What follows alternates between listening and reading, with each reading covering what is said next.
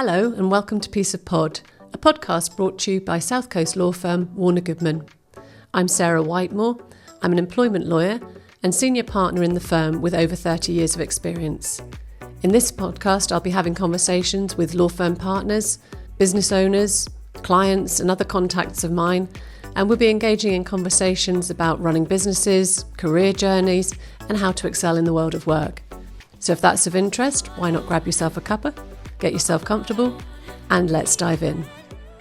My guest today is a champion of inclusion who works with businesses to improve the well-being and experience of their employees and staff.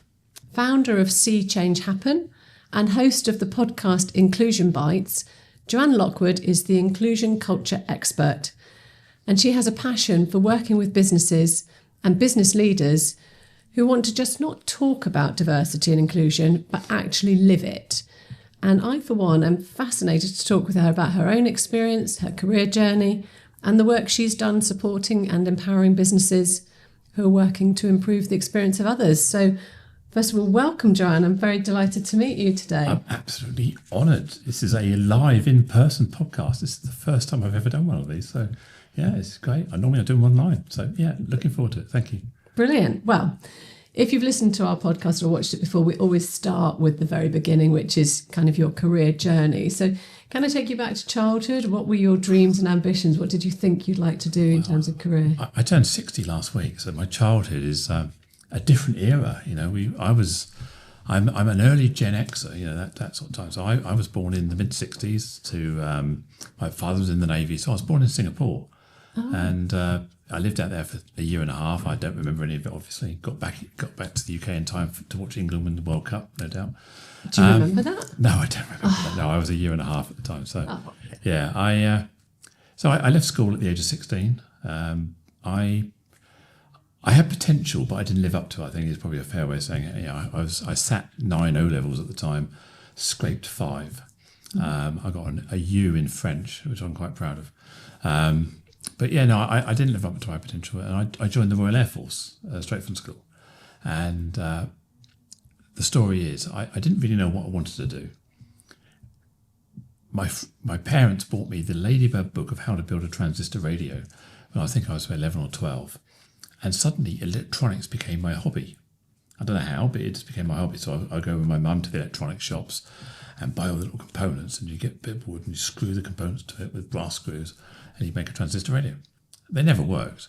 But we had, my mum and I had lots of fun making these, and then for Christmas I ended up with electronics kits, all this. So suddenly my career path was joining the Royal Air Force as an electronics engineer in radar and radio communications. I went off and studied that for 3 years, realised that I really didn't get electronics. It just didn't resonate in my brain. I could learn it, but I couldn't interpret it or understand it. So I left the Royal Air Force about 3 years later, went into Civvy Street, and I ended up working for a defence contractor, Plessy Avionics, based in Havant at the time. And I started in their design lab, and I was filing drawings, and then they became aware of the fact that I was ex-RAF, and I'd been trained on some of the equipment they were making. So they got me into the post-design lab because I had experience on this bit of kit. Again, I didn't want to be in electronics. But I got more interested in the computer side at the time. So I moved from, if you like, the electronics side to the back-end computer, and I was designing systems and writing systems to manage stock and things like this. So then that was my career in computing, and I kind of resonated with computers, being in my early 20s, being in the mid-80s at the time. PCs were just coming along. I had the right brain, the right aptitude, and the right interest in all of this. So I became I was always seen as a computer guru. And I worked for Coutts Bank in the city. I was on their global deployment team, flew around the world, installing systems in San Diego, Beverly Hills, Los Angeles, Miami, New York, all the way over to Far East, Singapore, Hong Kong, and throughout Europe. So some really glamorous locations, as you'd imagine Coutts would have. I was persuaded by my accountant, who was also my best friend, to go out on my own, start a business up, and actually help him computerize his business. So he was my first client. The chap's name is a guy called Ian Cox, who was the founder of Taylor Cox Chartered Accountants, quite a big leading provincial firm. But I knew Ian and his late wife Sharon when they were started their business on a pasting table in their kitchen. So yeah, I've known Ian that long. So yeah, that's why my computer business started. We did it together. We built on some of his clients and some marketing, and we grew that business to around about 3 million turnover with about 20 staff. I had some big cable TV companies as contracts on the Isle of Wight and also in Scotland. But 9/11 happened, the ensuing sort of ripple around the world. The cable TV companies lost a load of money. The investment pulled out. We were owed vast sums of money at the time, 100,000 odd pounds, and it just pulled out the blanket from under us. So I ended up going bust. And then joined another company called Matrix IT, who are quite a big company in the south at the moment. As one of the co-directors, we took it from that to a couple of million, about 20 staff, and I got to my mid-40s, if you like, and I kind of figured that my life wasn't going the way it wanted to go. Right. I'll leave that as a hanger there for you to ask me some more questions on that. I think we'll come back to in a second, because I'd like to unpick some of those, because quite very different businesses, if you can call the RAF a business, different organisations or operations that you're working with. So the RAF, you've got Coutts Bank, massive bank, you've got independent contractor, and then a more SME business. So what was the inclusion journey in all of that? How did those businesses... There wasn't really. No. I was brought up in a very middle-class, vanilla family, as I describe it. The school was very white, middle class. There was nothing really radical about it. There was no queerness. There was no nothing about it. And it was... so diversity wasn't really a thing in the 70s and 80s. We had the AIDS pandemic, which turned the world anti-LGBT at the time. But no, there was nothing in there really. I lived a life of privilege. Everyone perceived me as a straight white man, and I benefited from those privileges. And I look back on that time, and I'm not ashamed. I'm not disappointed with myself, any of those things. But I can look back and think, hang on a minute, I was never aware of any other way. Because you're in your own lane. You look through your own lens. You've got your own blinkers. You've got your own challenges and problems of life. You don't think you're privileged, but you are, obviously. I look at the environments I worked in, very male-dominated, very white, very of a certain type. There was no thoughts of diversity at those times. So it wasn't something that really challenged my thinking until the changes I made in my life. So just going back, I'm of a similar sort of age to you. I'm not yet 60, but not far off it, I have to say. And I remember in my first job I was working at the Courts of Justice, and that was around the time of the AIDS issue. And I remember all those, there used to be those terrifying adverts on the television, didn't there, with the big... tombstones. And And I think heroin was an issue at the same time. We had all that kind of trauma. And I remember working alongside a guy who had come out as gay, and, people refusing to drink out of the mugs. He couldn't possibly use the kitchen that we used in case he had AIDS. There was no suggestion that he did have, or that he would have, or whatever. But there was a lot of fear, and there certainly wasn't a spirit of inclusion. That chap, I look back to that chap thinking there's no way he felt included in what was going on in that employment. It's not something to be proud of. It's not something. It's just that history has evolved, hasn't it? But things have changed, and I look at my children now, and I remember when the same-sex marriage laws came through, equal marriage, and they questioned me and said, "Well, I don't understand why it wasn't ever a thing that people could get married." They just didn't understand that it could ever have not been allowed. So I think the world has moved in our kind of career time, hasn't it? When I was in the Royal Air Force, it was still illegal to be gay in the Royal Air Force. And I remember a lot of the training videos, a lot of the messaging and through basic training was very, this is wrong, shall not be allowed, you will be in trouble, this is something that we will not tolerate. The messaging was very, very powerful there. It wasn't, there was no thought of inclusion, it was active exclusion. And so I know many people who, whether they would describe themselves as gay or bi, or certainly polyamorous, or being young people out there clubbing, taking advantage of whatever the end of the night brought to them. There was a lot of polyamory and bisexuality going on amongst the friends I had, but that would have been extremely not tolerated. So I was hyper aware that in the military, being gay was wrong. Yeah. Being queer, being bi, being lesbian. Since on my own podcast, I've spoken to people who were thrown out for being lesbian, and not actually for taking part in any activity, but for telling someone they had a crush on someone who wanted to kiss somebody. They didn't do that, so they were thrown out just for the thought of being a lesbian. So yeah, it was a very different time. And I remember I worked for a company called NM Financial Management, which were Schroeder Life. They became NM, based in Portsmouth. And I remember one of my colleagues came out to me. It was always rumours and whispers about him and this other chap who worked in a different department. And he said, "Look, I'm gay." And I said, and thank you for trusting. I probably didn't have the words "thank you for trusting me" at the time, but I went, "Great." Yeah. He said, "Aren't you bothered? Aren't you going to do anything about it?" I said, "Why? It's good on you. Great. Don't worry about it. I'm cool with it." Yeah. And I think, if I look back over my career and so on, the chap who wasn't really accepted because he was gay, because everybody was just frightened about what it might mean, would now, I would suggest, have no difficulty in working in that kind of environment, just be perfectly accepted. But we've moved on to other bogeymen or other people to say, "Oh, we're okay with that now, but not quite sure about this." And is it all still kind of wrapped up in fear, do you think? There clearly are still people who are feeling excluded. People see it as a difference that they have to manage that outing or that description of. I was talking to a client the other day, and we were having a phone call. We've known each other for quite a while, and we were just talking about what we did at Christmas and this, that, and the other. And she kept saying, my partner, it was very neutral. There was no hint of gender or the relationship. It was just my partner with this and my partner. And I eventually, after about, 20 minutes of the call, she mentioned wife. And then she relaxed around talking about her wife, and they were doing IVF and they were doing this and the other.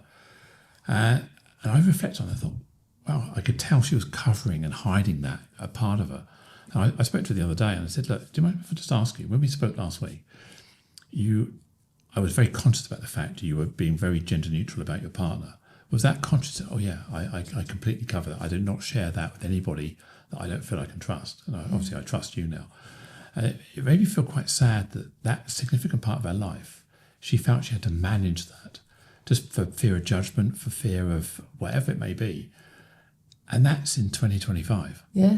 So there people still are masking things and hiding behind things and trying to fit in and play what's normal, or allow people to think that what's normal. I suppose on the other side of it is, I'm not asking anybody who's straight or heterosexual to talk about. They can talk about their partner in a gender neutral way if they want as well. But I know my wife and I are quite conscious about how we describe each other. Are we partners? Are we wives? What's our relationship? How's it evolved? And it's taken us a while, or certainly my wife Marie, a while to feel comfortable about using the word wife. Uh-huh. So, I have a gender recognition certificate. So legally, I'm female. So legally, I am a wife now. So that's kind of altered it. But it took my wife a while because she was uncomfortable in public. And then she realised how daft it sounded when she said, "Oh, my husband over here." Right. And she thought, "I can't just introduce you like that." So then she said partner. And now she felt partner was kind of like not truly embracing our relationship. And terms are interesting, aren't they? So I often talk about people being emotional partners or business partners because I'm a partner in a law firm and I think of a partner as being my business partner. But I've referred to my other half as my emotional partner, and he said, "That makes it sound as though I'm crying all the time. It makes it sound as though I'm a mess and I'm not your emotional partner." Okay, to think of a different term. I've called him my boyfriend before, and my kids say that sounds like you're about 12. And it's difficult, isn't it? The sort of language that you use. Yeah. One thing that's interesting is that he has a relative who at the moment uses pronouns they and them. There isn't a term for what his relationship to that person is. They were previously his niece. Now they're his Nibblings brothers. is the word. Nibblings is it the nibblings? Yeah. No, you see, you learn something new every day, don't you? You learn some new language. I think there's a lot of people out there worried about language around the whole of this, don't you think? That there's am I saying the right thing? Do I know the right terms? Do I... Yeah, the fear of getting it wrong is very powerful. We don't want to embarrass ourselves, create an argument. When we have things about challenging conversations in office environments, they're challenging because we have to put a lot of cognitive thought into it. And when we find things like gender-neutral pronouns or language, it requires this extra cognitive load, which some of us are not ready for, or we're so nervous about it, we build it into a big deal. And we're so constrained. We tend to lean away from the conversation rather than lean into it. So, yeah, it is. We're introducing linguistics that aren't seen as natural in how people have grown up through school and college. Whereas if you look at someone who's maybe a younger generation, Gen Z, Gen Alpha, they've grown up with that kind of language as being core and everyone's sharing their identity. So it doesn't seem strange. And myself, kind of within the LGBTQ plus sort of communities myself, it's not strange to me. I still slip up. I don't always get they them pronouns correctly, especially when I've known someone before they came out or before they changed their pronouns. It can be difficult, but you've just got to be comfortable with apologising in a quick move on sort of way without making a big deal of it. And I think, it's okay to get it wrong, isn't it? So long as you're not maliciously or deliberately getting it wrong. If you just, language does evolve. And in fact, the Gen Zs in 30 years' time will be saying, oh, well, we didn't say that in our day, whatever it might be that comes in 30 years' time. But I think, as you say, as long as somebody can correct you and say, actually, that is offensive now, this is how we refer to whatever it might be. And as long as you then say, yeah, okay, I didn't know that. I'll caveat that. So if we think about the getting it wrong, so we think about intent, impact and accountability. So intent, we all, as human beings, we all tend to have positive intent. We don't get up in the morning to be a dick. We get up in the morning to be nice and helpful to everybody. Sometimes it goes wrong. So misgendering somebody, using the wrong pronoun, wrong titles, or even directing someone to the wrong toilet, it's going to happen because the brain is running on autopilot. Our biases we're thinking this part of our brain, not the front part of our brain. So we're going to get it wrong. But the impact of that misstep, if you like, can be quite devastating. I feel quite good today. I've got a lovely dress on. I've done my makeup. And if I was to go into Starbucks and order a coffee, 1 in 100, 2 in 100 times, they'll go, yes, sir, what can I get you? Right. So I'm feeling good about myself. I think I've made feeling quite positive, and then someone misgender me. The impact of that is quite devastating. Even though it's a mistake, if someone wasn't paying attention, they weren't looking at me, they just heard my voice, whatever it may be, whatever visual clue they picked up on. So the impact is devastating. It's as impactful as a slap around the face, as I would say to people. Right. It's not slap me around the face. You go, well, that's a bit off. But the act of misgendering is as physical as that in what it does to you. You go, why did you do that for? Why? What you've done now is you've immediately told me I do not pass your test. I'm not good enough for you to recognise me as who I am. I failed. And I'm going to feel angry, I'm going to feel upset, I'm going to feel disappointed, I'm going to look at myself in the mirror and go, what have I done wrong? And it happens sometimes, and my wife goes, what? Do they not see what I'm seeing? How does this work? And, as humans, we have all these perceptions linked to our biases, linked to our fight, flight, freeze instincts, and we pick up on things, whether it's a face shape, whether it's hand shape, the voice, whatever. And it's hard sometimes to override that. I get it, but the impact is still there, which is why accountability, yes, say you're sorry, correct, move on. Yes, that's all good. But all I would say to you is, and I don't want to weigh on you too much, but I will be devastated inside. And I'll say, don't worry, it's okay. Here we go again. And I could probably remember dozens of times when it's happened. I can tell you how, where, when, probably even what I was wearing. I got off a flight from San Francisco into Heathrow. I remember walking to the first coffee shop and they go, yeah, mate, what do you want? Right. So mate is not a gender neutral word in my book. Guys is not gender neutral. Buddy, all these kind of words. Sometimes you're dealing with members of the public who are serving in cafes and ice cream vans, whatever it may be, and I can tell how you gender me, even if you use different words, by how you talk to me, the attitude, the whole conversation structure. I know that if my wife had been ordering the ice cream or the coffee, she would have been spoken to in a different way. Taxi drivers, I know how I'm being mentally gendered, even if they're polite and say, yes, madam, or whatever. I can tell just by the coding of the language that you perceive me as not female. So that also, most trans people, non-binary people will be aware of those sort of cues, because there's a disconnect and an uncomfortability between that. So yes, be good, be kind, be well-meaning, but also understand the impact that your words, thoughts and deeds can have. And you, your transition, happened in relative recent times, didn't it? During your 50s, I think. Recent times. It's eight or 9 years ago now. I first shared my story with my wife in 2012, so that's quite a while ago, 13 years. I didn't do anything actively other than, I often describe it as taking it for a test drive, sort of trying to figure it out. Was it me? Wasn't it me? Did it feel comfortable? Was this real, authentic? And that took a few years. So it was really in 2014, 2015, I started being more proactive. 2015, I started going out, meeting other people at support groups, realising that my story wasn't unique.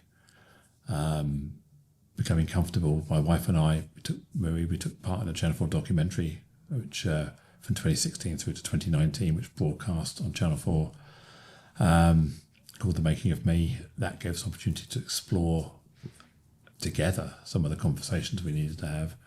But I eventually told our children in the summer of 2016, and I came out to the world on Facebook, like you do, after a few too many drinks. In the middle of July 2016, I didn't come out of work, didn't tell my business partners, but it's hard to keep something a complete secret. And they offered to buy me out of the business in the November 2016. I eventually sold my shares, my business, to my business partners, and effectively gender transitioned 1st of March 2017, so 8 years ago. Yeah. 8 years ago.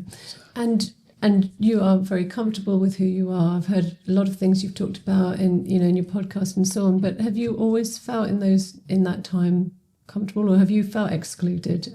How is inclusion for you? One of the you asked, how did I get into inclusion as in my career journey? Where did that come from earlier? So I was hyper aware of how trans people and the LGBT larger community is perceived within the world, within society, within the workplace. As I explored my identity, met other people, you kind of get given this rule book about being trans. Everyone's going to hate you. Everyone's going to, if you transition, you're going to lose your job, you're going to lose your car, you're going to lose all this. So you kind of got this weight of societal negative expectations, which you'll kind of inherit. And I think what it was I didn't want that experience for me. I wanted to keep my wife, keep my house, keep my car, keep my family, keep my career, and be successful. And I realised that I had to do something about that, actively manage that. I couldn't just let it happen, because I had to take responsibility. So that's one of the visions I had by moving on from the IT world, where I'd become kind of tired and bored with it. So offering to buy me out wasn't just maybe their proactiveness, because they couldn't handle me. Could have been. I can't put words and thoughts into them. But I also wanted out as well. I was frustrated by being in this IT world, being in this gender that wasn't resonating with me. So this voice I'd had in my head since I was in my 6s and 7s, I was a little Cub Scout, wanted to be a brownie, all the way through my teens, all the way through my 20s, even when I was married, that was always in the back of my head. And I think you get to your late 40s and the midlife crisis, whatever you want to describe it, or the fact that you've got an empty nest, your relationships change, you mature in your brain, your arc of gluttony and acquisition, if you like, plateaus into a sufficiency. I just want to map out the rest of my life from here. I don't need to grow anymore. Kicked in, And I reflected and decided that I just wanted to hit the stop button of life. And a bit like the escalator at Gatwick, the travellators that take you on holiday, I just wanted to go, take my luggage off. I don't want to go to Malaga. I want to go to Corfu or something. And I just wanted to decide where my life was going.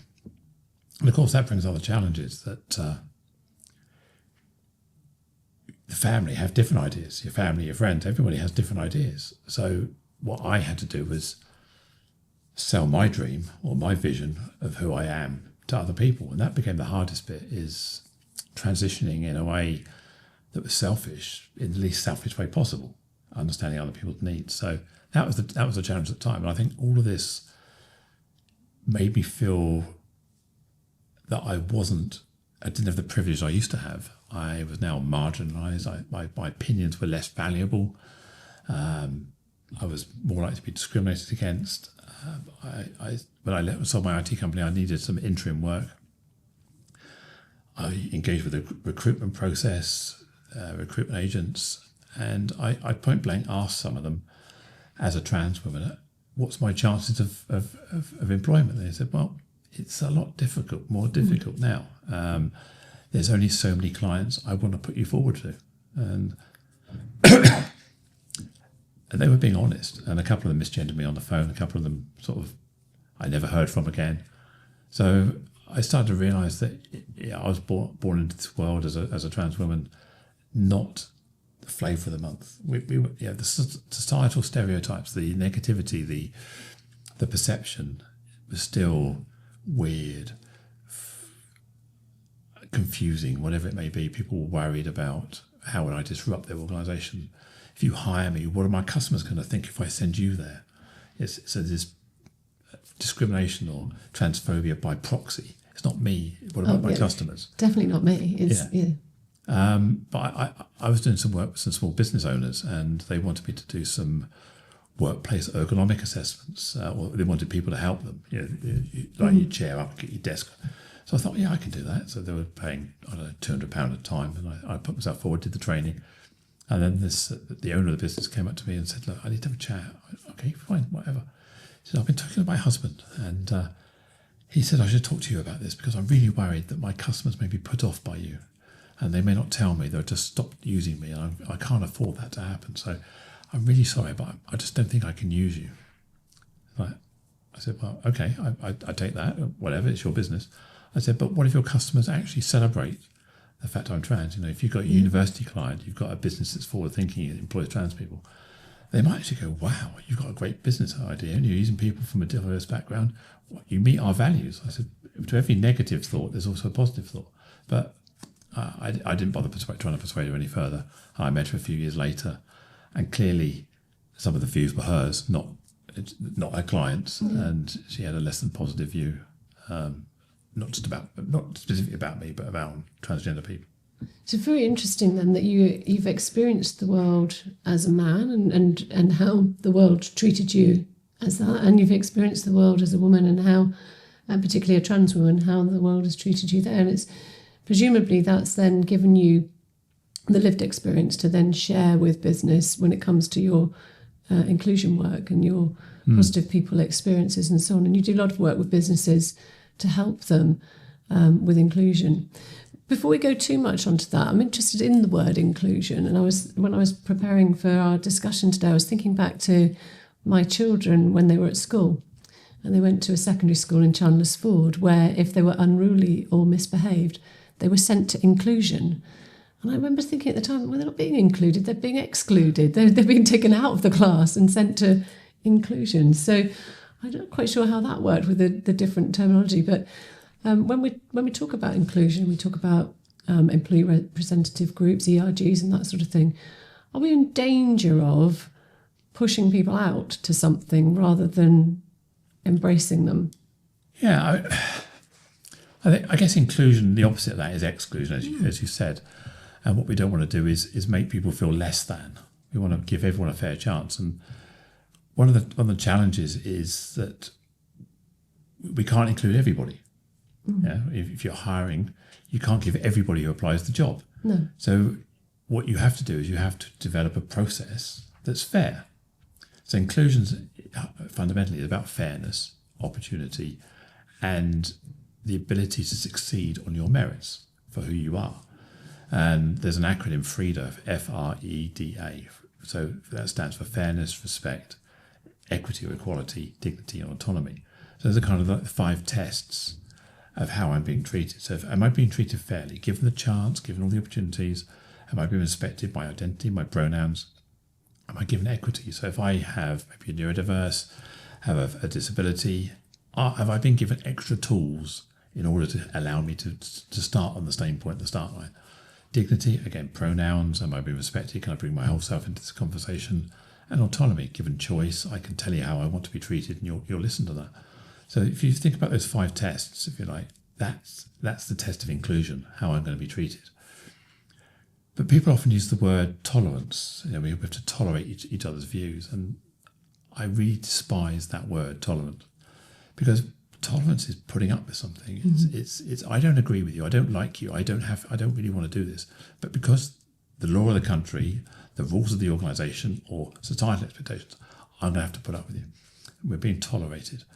And I would rather you shut me out and excluded me than bring me in and give me a death by 1,000 cuts. It's kind of embrace me, celebrate me, value me for all of who I am, or just walk away. And that's fine. If you don't get me, you don't want to be engaged with me, I'm absolutely fine with that.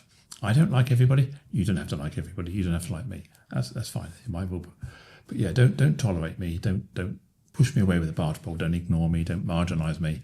Just be honest. I don't like you, Joe. Fine. I can deal with that. And people can decide they don't like you, so long as it's not just because I don't like who you are or how you are. It's because I'm sure there are people who don't like me, and that's life. But it's a different thing that we're talking about, isn't it? Yeah, and I think I hate the word journey. My wife Marie always says, "Well, why don't you like the word journey?" Because it sounds so cliche. But going through my evolution, my journey, whatever you want to call it, over the last 10 years.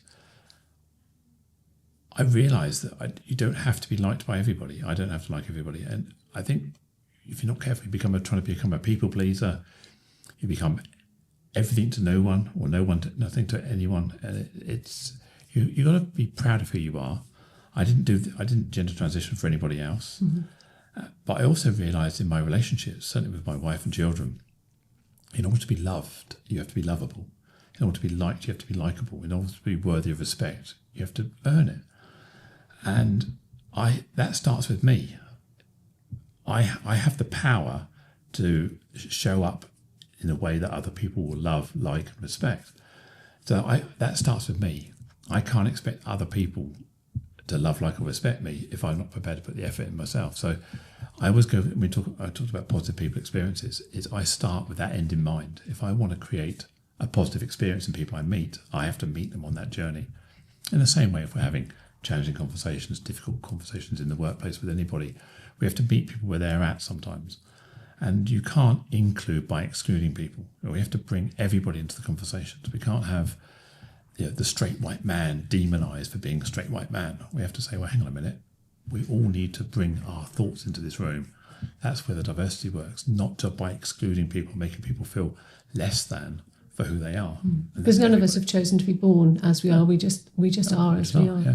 Well, talking about love to be lovable, I have to say one of the most romantic things I heard was on your podcast. One of your guests was talking to you about friendships and saying how many friends can you really count on one hand. And you said something like, it's just me and my wife. If I shut the door and it's just me and my wife, that's everything. Yeah. And it floored me. I thought that was the most lovable thing that I've heard in a long time.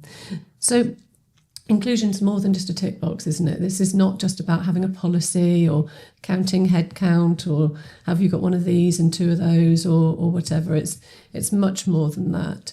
So what would you say, we're talking really to business owners and HR managers with this podcast, and that's the sort of people that you're working with. What are the first things that they can be doing to genuinely start this inclusion? So the buzzwords, the acronym DEI, EDI, all these things have been giving a bad press at the moment.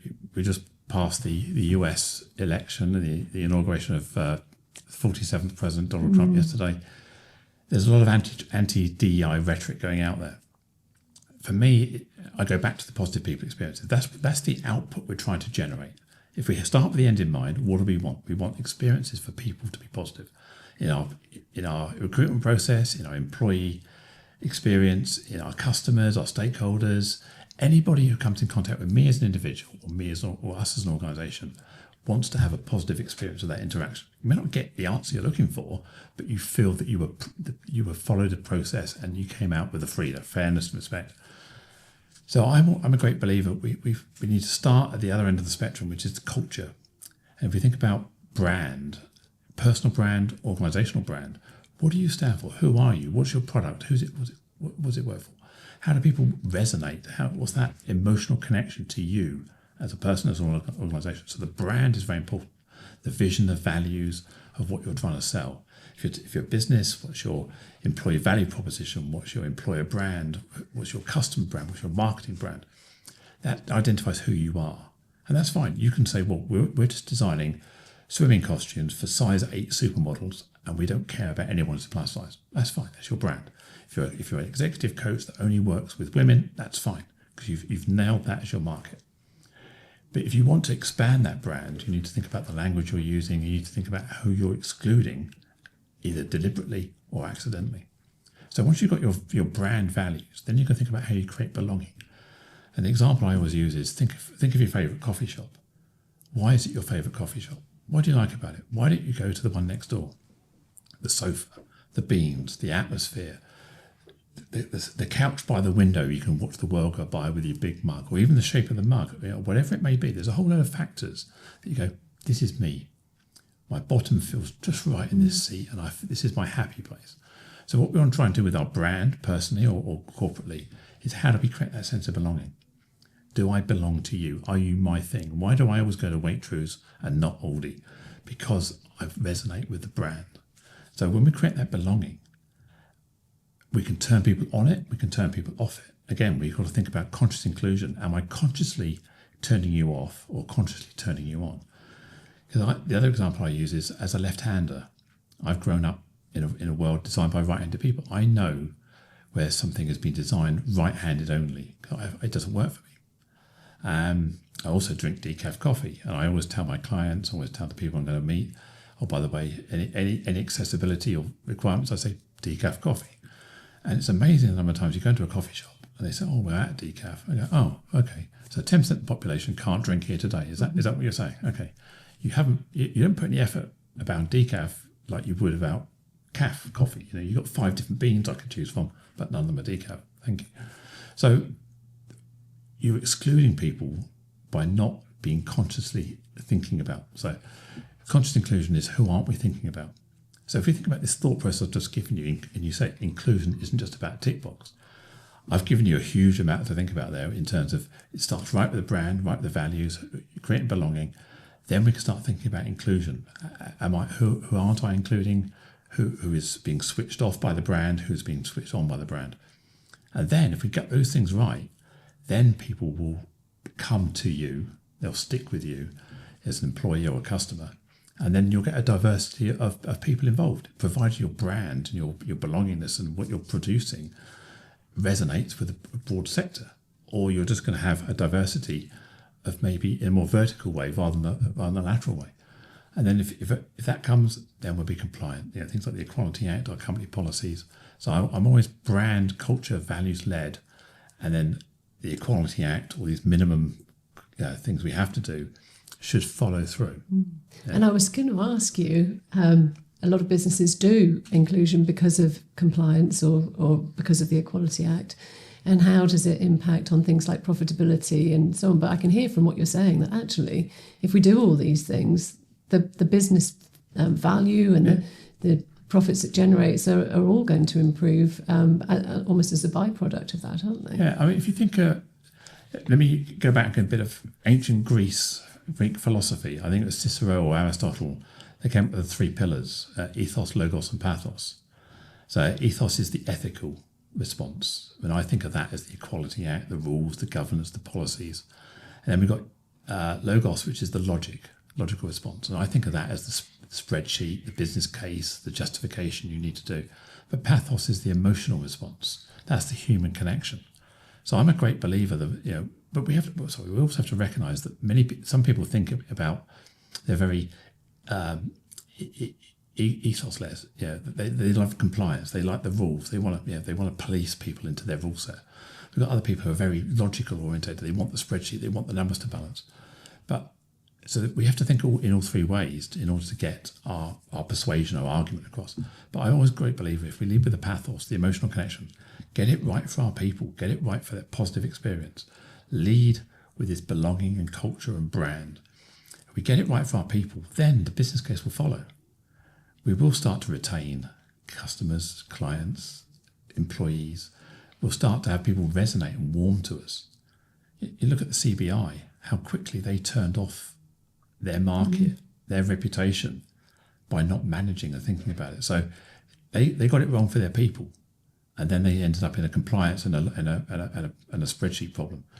So if you lead with your people and get it right, be authentic, because people could smell out inauthenticity. I don't want you to hire me because I'm a woman, because I'm trans, to tick a box. If you may tell me that actually that's why you're doing it. And I go, okay, I can respect that. That's fine. You want representation on the stage. You want representation. You want to show your trans or your LGBT employees that you are bringing other external people in that resonate with them. Fine, I tick that box. Professionally, that's what I do, so I accept it. But don't just include me because I am. Embrace me because you embrace everybody, and that's who you are. And you talked in that about conscious and unconscious. And unconscious bias is a real thing at the minute that people are sort of struggling to tackle. So how can HR managers and businesses start to address that, do you think? Well, so unconscious bias is a brain thing. We as a human species were brought up in a very simple world where we could live or die quite quickly. Get eaten, get attacked, full of disease, poisoned, whatever it may be, going back 100,000 years.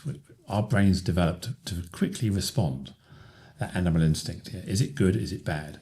Our amygdala inside of our brain, it responds really, really quickly, draws down memories and experiences, and hits our vagus nerve. The adrenaline gland kicks in, fight, flight, freeze mechanism kicks in, and we react quickly.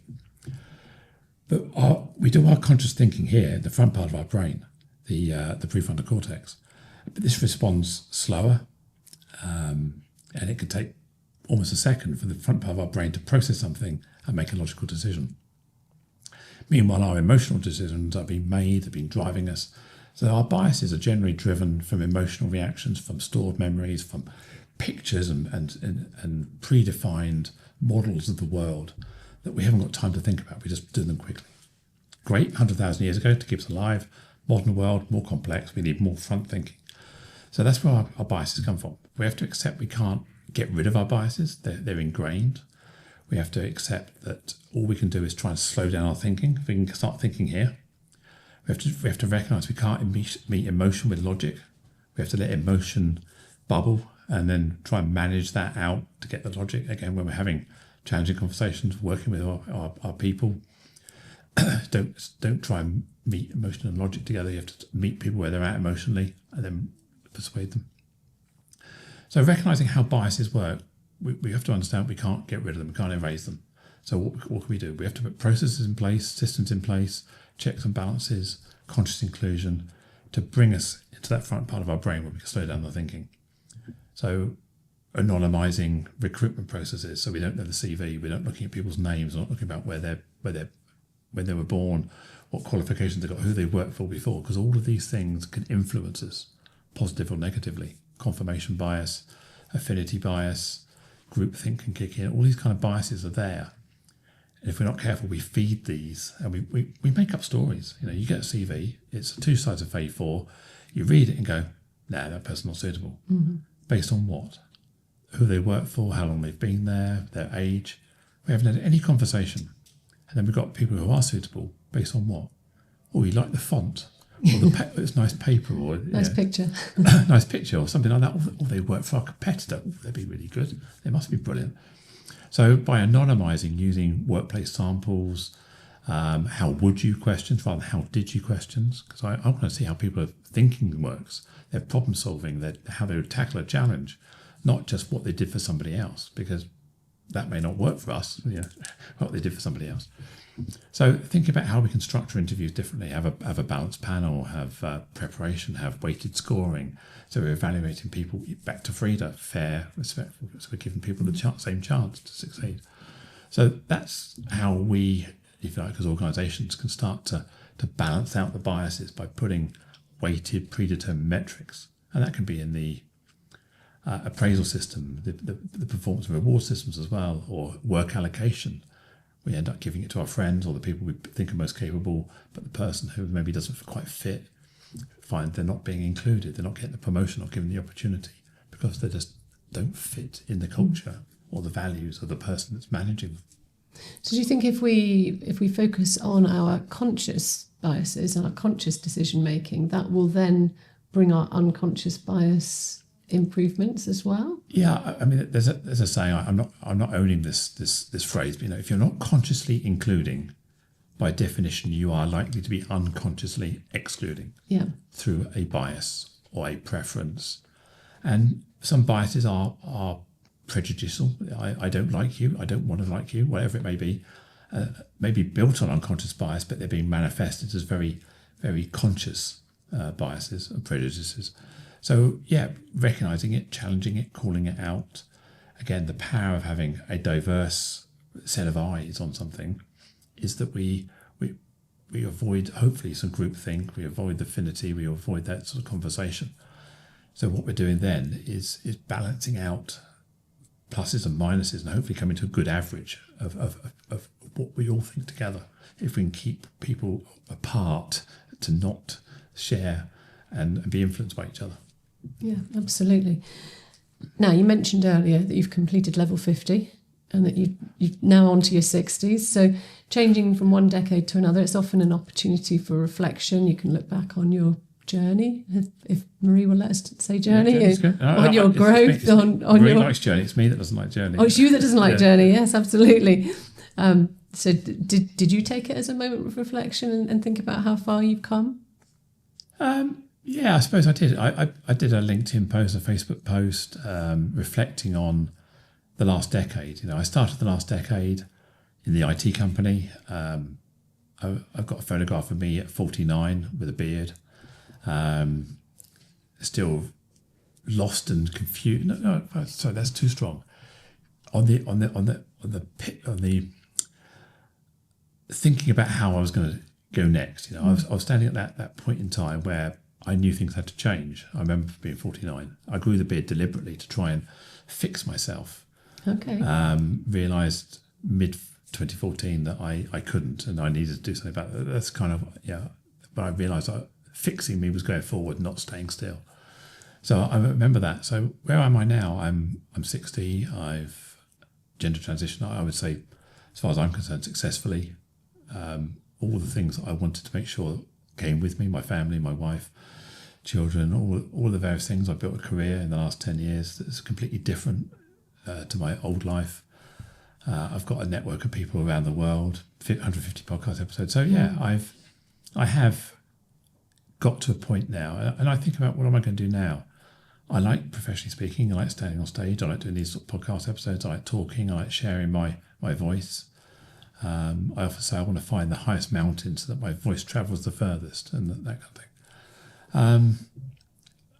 But I'm also very fired up about AI and content creation. So maybe my love of photography, videography, which I had when I was little, into my adulthood, also my skills on PCs and computing, they helped over COVID and lockdown, creating online training and things.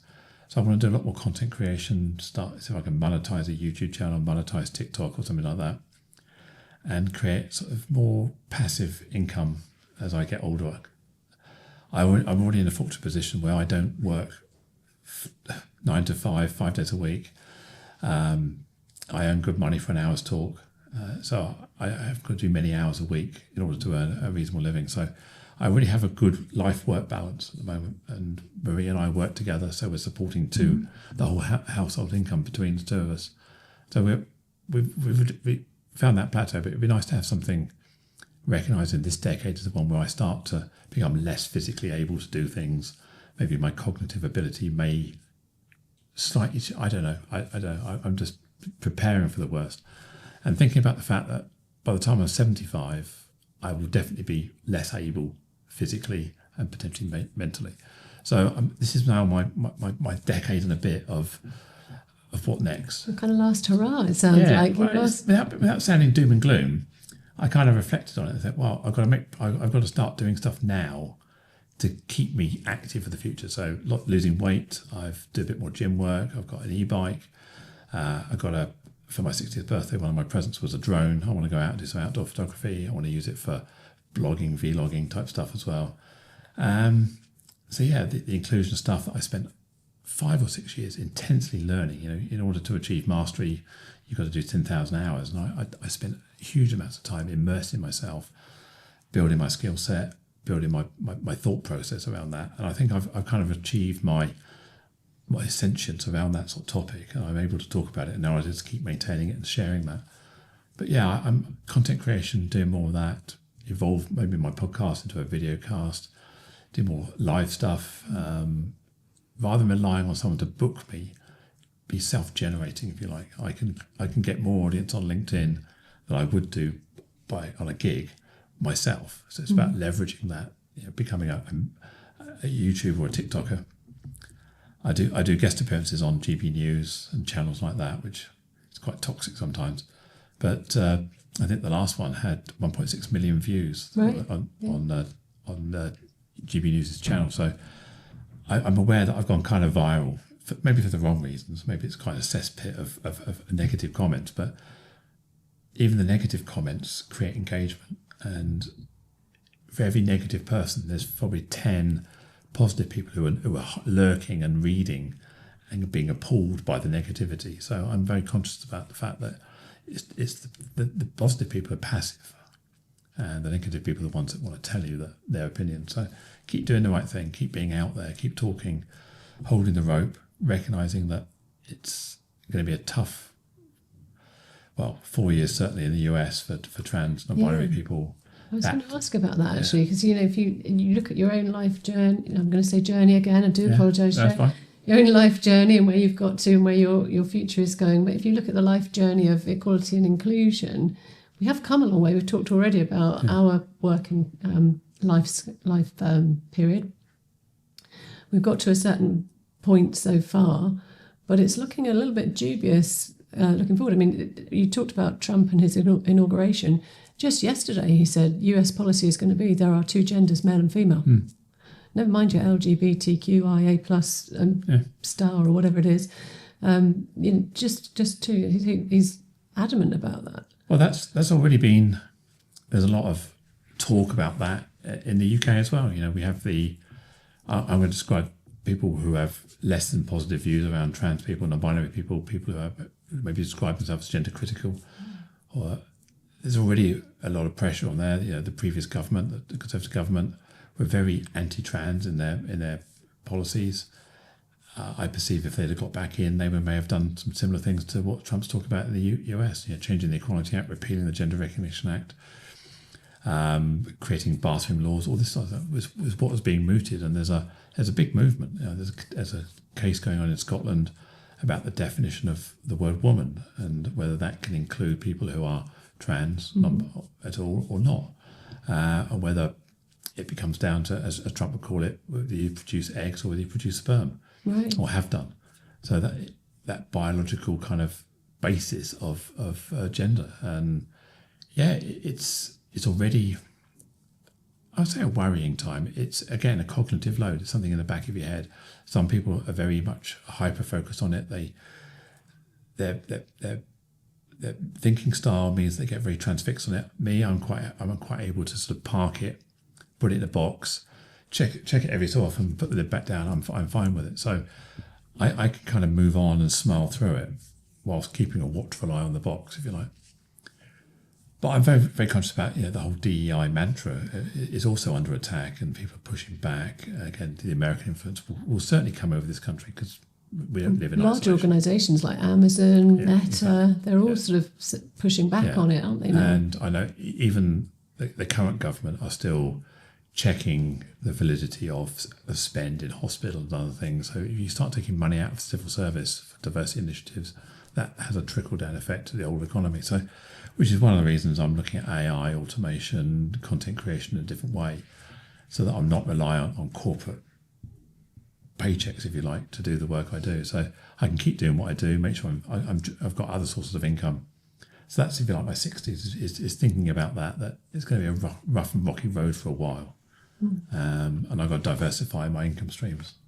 And we talked earlier, and we have touched a couple of times on your podcast. I'm a recent convert to your podcast, and I'm an avid fan. Inclusion Bites, if anybody wants to go and look it out, it's available on all good platforms, as they say. I listen to it on Spotify. On the podcast, you've spoken with many change makers, if you like, lots of very diverse and interesting people. So it might be a bit of a tough question, but do you have a favourite episode? Is there a particular one that you are proud of? I've got one of these brains that forgets things quite quickly. I've every one of those episodes has been amazing when I've recorded it. I said to the guest before we go live, at around about 55 minutes, I'm going to say, wow, that was so incredible. I really enjoyed this conversation. Tell us people how they can get hold of you. And I said to them, that sounds really inauthentic and cheesy saying it now before we started, but I guarantee by the time we get to that point, we will have had an amazing conversation. So I would say, without exception, I can't think of any. Well, I've got to the end and thought, I'm glad that's over. Every one of them has been insightful because I have the privilege of being a host and asking whatever I like. And people generally respond and tell me. So I've gone really deep on people. So I think about some conversations that really stand out. There was a lady called Liz, and she had the misfortune to kill one of her friends. Oh gosh! On school sports day. So she was throwing a javelin, and she threw the javelin, and her friend walked into the path. Oh my goodness! And as a result, was killed by the javelin. So she held that trauma with her for all of her life until she was able to manage that emotion and thought to say, actually, it wasn't my fault. The school were culpable because they didn't put the right places. She was culpable because she walked in front of me. I was doing what I was supposed to do. The circumstances around it, which weren't my fault, I had no control over, created that. So talking to her about A, about the incident, and then B, how she let go of that blame was really powerful. Another friend of my friends, Madeline, she was gang raped at the age of, I think, 12 or 13 by a group of young men. And she talks about how she had to let go of that victim mentality, own herself, and now she speaks out openly about that. Unbroken, I think, is her podcast. The other day I was speaking to a man who was he's in mental health, and Alex. Alex. He talks about his coaching. And I knew he had some trauma in his life, but I didn't know what that trauma was exactly. And I said, so going back to your childhood, what started this mental health? And he said, there was a knock at the door, and I opened it, and it was a policeman. And he said to me, your stepfather has just killed your mum. And I was like, I listened to that episode in the car, and I had to pull over to stop and listen to the rest of the story because it was such a, oh my goodness, moment. Perhaps you need a warning at the start of your podcast. I heard that story live. Yeah. I don't know if you record it from the podcast episode, but I basically went, wow. Yeah. I wasn't expecting that. Blimey. And so I've had a few mic drop moments where the guest has shared something really profound. And I did a guest post. There's a housing association in the north of England, and they asked me to come on and host their podcast for them. So they found me 6 or so of their employees, colleagues, to do an internal podcast series. And one of the people, again, I knew he was a victim of domestic abuse, domestic violence as a man. So I was ready to listen to him, how he was abused by his wife and something. And his story, how he was hit around the head with like a comedy actor with a frying pan. He was beaten with a frying pan. She used to bite him, and if he'd come in late, she'd attack him as he walked in through the front door. And he lived with this for ages and ages and ages. When he got the courage to leave her, she ended up tracking him down and making him come back with this coercive control, this codependency. And his story, as I say, for this other company, this podcast, I was at the end of it, and we were both in tears all the way through it. And I said, "Oh, sorry, I'm going to have to just." Yeah.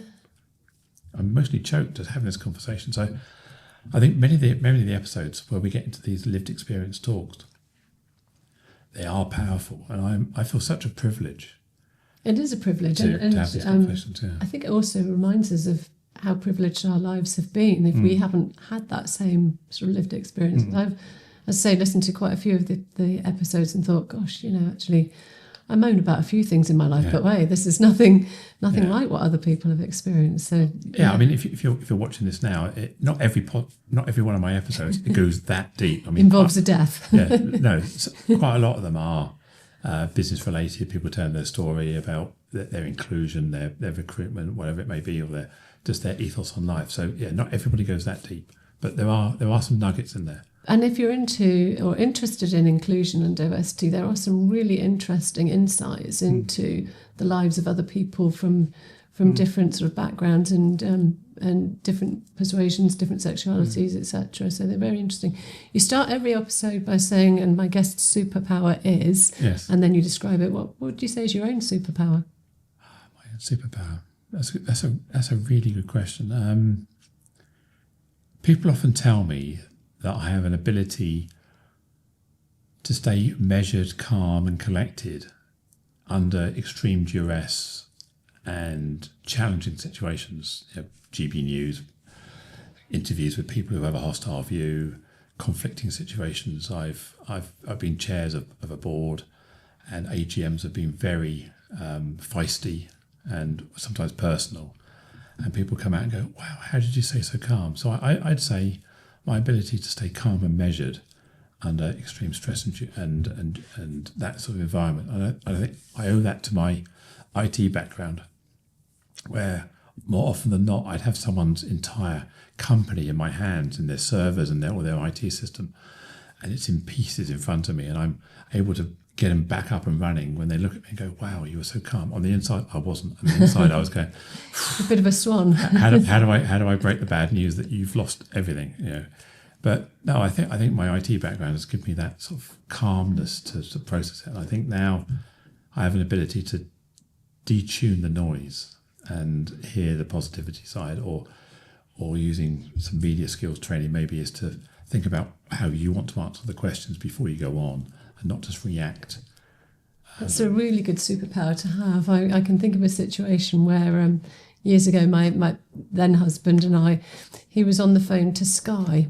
And, calls to Sky can be quite frustrating to their customer services. And he lost his temper big time with them and thought, "Oh, this is terrible. I'm going to have to retrieve this." So I said, "Just give me the phone." And I said, I'm so sorry. My husband appears to have lost his temper there. And then I started to explain the situation, completely lost my rag. And I was shouting and screaming at the woman thinking, well, I haven't actually achieved very much there. So perhaps I could do with a bit of your superpower. I'm not perfect. No, I'm not perfect. I mean, I will lose my rag with Sky as well. But I think I come back to maybe my mantra is positive people experiences. You cannot solve any problem by trying to undermine someone because of who they are, trying to destroy their argument through emotion or coercive control. You can't bully somebody. So if you have to accept sometimes that people have a process or they have a belief. You can't change that view or belief, whether that's a policy or Sky or whatever it may be. So you have to sometimes to say, this is an unwinnable argument. How can I, I'm a Star Trek fan, so Captain Kirk famously passed this Kobayashi Maru test, I think how you pronounce it, the unwinnable challenge by reprogramming the simulator and changing the rules. So if you can't win by in the way you're trying to win, you have to change the rules. Sometimes that could be hang up, try a different person. The cliche, can I speak to your manager, which sometimes it's just their colleague next door and they just pretend. But no, I think sometimes you have to change who you are in order to persuade somebody. And also reflect on the fact that you have an opinion, someone else has an opinion, your perspectives are not necessarily wrong, but they're not necessarily the only perspective. So yeah, embracing other people's ideas, listening to them, and then go, okay, but how about this instead? Trying to win an argument. Actually, the word win is probably the wrong word. Try to engage in a discussion is probably a better way of saying it, where you don't have to be right, you don't have to be wrong, and trying to get the positive outcome out of it, where everyone feels like they've had a good output. So I think we can resolve our differences, I suppose. Jo, we finish our podcast each time with an audience-sourced question, and your audience-sourced question is in the envelope here. Wow. So I get to open it myself. It's. Have you seen it? I haven't. You haven't seen it? Okay. No, I'm hoping it's not what's your superpower, because if it is, we've already done it. What's a piece of advice you've received that you're stuck by or would pass on to somebody else? If you've listened to some of my talks in the past, I always say I don't like giving advice, because advice is a perspective and an opinion. And as I just said to you, those are based on my lived experience and who I am. I would rather say it's not my advice, it's my belief based on who I am. Your mileage may vary. But what opinion or what thought have I received that I pass on to somebody else? I think we've heard a lot of it in what I've said already today.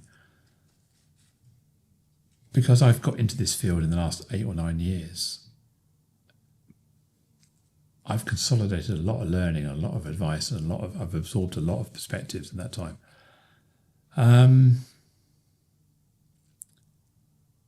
I share one of my rules? And I think I probably made this up, so I'm going to give you advice from my perspective, which is, there's an old adage called, it's not what you know, it's who you know. Mm-hmm. And I'm saying, I'm going to call BS on that. It's not about that at all. In the modern era, it's got nothing to know. It's got nothing to do with what you know or who you know. It's got everything to do with who knows you. In the world of influencers, in the world of social media, I don't have to know who you are if you know who I am. So I would say, for anybody who wants to have a perspective, who wants to have an opinion, who wants to start a business or run their business, think about your brand, think about getting out there. It's about who knows you and who resonates with you, who belongs to you, with you, rather than who you know. So when I go networking, I don't collect business cards anymore. I make sure people have mine. And I was a BNI member for many years, and they always said, always make sure you collect business cards. I'm never going to phone you. I'm never going to write to you. I'm never going to put you in my CRM. I don't care who you are, but do you know who I am? Which is why I like to be on stage. I like to be part of something where people know who I am. And then one day the earth will rotate, and out of the sun will come the boomerang that you threw many years ago. You grab it and the opportunity comes back to you. So yeah, be altruistic, be generous, give without ever expecting to receive, but focus on people knowing who you are, and not necessarily worry about who you know. And if some of this has resonated with our audience and they want to know a bit more about who you are, or they want to be in touch, they want you to help their business, for example, how do they get in touch with you? You can Google me. So Joanne Lockwood. Apparently, maybe I do Google myself occasionally. I occupy the first 3 or 4 pages of Google quite easily. LinkedIn, linkedin.com/in/Joe Lockwood. I'm on Instagram. My business is seechangehappen.co.uk or joannelockwood.co.uk. One is more of a speaking site, one is more of a consultancy site. But yeah, LinkedIn is probably the best place. If you want to drop me a DM, you want to say hi, you want to tell me how much you've loved listening and watching to this, that'd be fantastic. Or if you want to be a guest on my podcast, drop me a message. Excellent. Now it's my turn to say, wow, what an amazing conversation. I really, really enjoyed talking with you today, Joe. And I do hope we'll carry on this conversation once the mics are off. So thank you for coming in. I'm looking forward to it. Yeah. Decaf coffee, hopefully.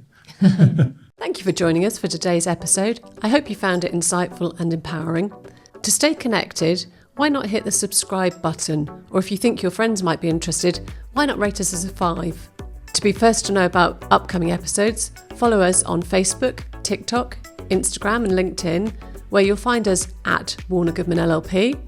Or follow us on YouTube, where our episodes are at Piece of Pod. Thank you again. Until next time.